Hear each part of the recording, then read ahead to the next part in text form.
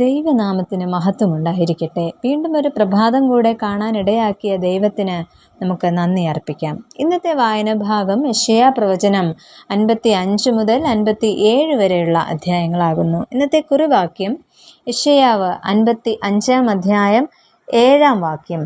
ദുഷ്ടൻ തൻ്റെ വഴിയെയും നീതികെട്ടവൻ തൻ്റെ വിചാരങ്ങളെയും ഉപേക്ഷിച്ച് യഹോവയെങ്കിലേക്ക് തിരിയട്ടെ.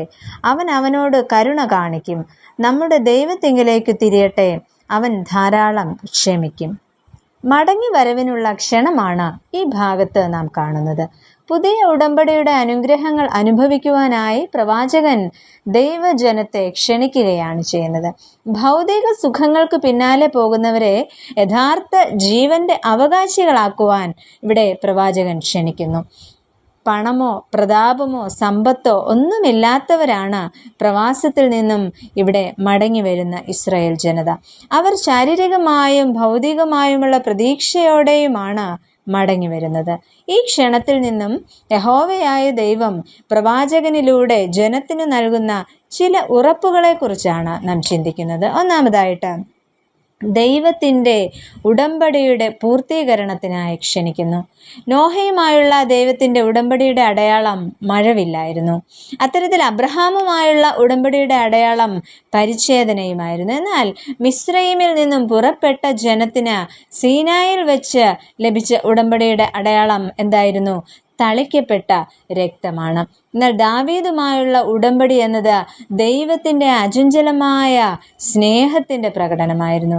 ഇത്തരത്തിൽ പിതാക്കന്മാരുമായി യഹോവയായ ദൈവം ഉണ്ടാക്കിയെടുത്ത ഉടമ്പടിയിൽ നിന്നും പിന്നോക്കം പോയവരാണ് ഈ ജനത. അതിനാൽ തന്നെ അതിൻ്റെ തകർച്ചയും വേദനയും ദുരന്തവുമെല്ലാം അവർ അനുഭവിക്കുന്നു.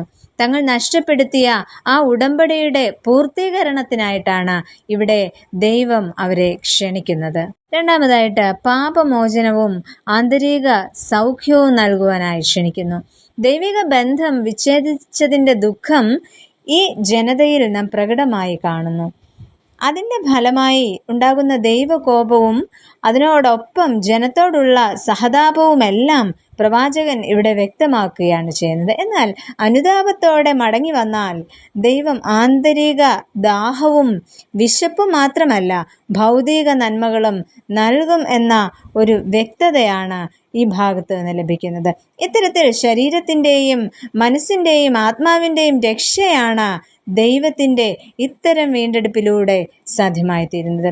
ഈ ക്ഷണം സ്വീകരിക്കുവാൻ ഇസ്രായേൽ മക്കൾക്ക് എന്ന പോലെ നമുക്കും സാധിക്കണം. ദൈവവുമായുള്ള ഉടമ്പടി ബന്ധം പുതുക്കുവാനും പാപമോചനവും ആന്തരിക സൗഖ്യവും പ്രാപിപ്പാനും നമുക്കും ഇടയാകട്ടെ. അതിന് ദൈവം നമ്മെ ഏവരെയും ശക്തീകരിക്കട്ടെ. നമുക്ക് പ്രാർത്ഥിക്കാം. പ്രിയ കർത്താവേ, അവിടുത്തെ വീണ്ടെടുപ്പിൻ്റെ ഭാഗമായി തീരുവാനും അതിലൂടെ യഥാർത്ഥ സന്തോഷവും ആന്തരിക സൗഖ്യവും പ്രാപിപ്പാൻ ഞങ്ങളെ ഇടയാക്കണമേ. പ്രിയ കർത്താവേ, തുടർന്നുള്ള ഞങ്ങളുടെ ജീവിതം അങ്ങയുമായുള്ള ഉടമ്പടി ബന്ധത്തിൽ തന്നെ ആയിരിക്കാൻ ഞങ്ങൾ ഏവരെയും ഇടയാക്കണമെന്ന് യേശുവിൻ നാമത്തിൽ അപേക്ഷിക്കുന്നു. കേൾക്കണമേ. ആമേൻ.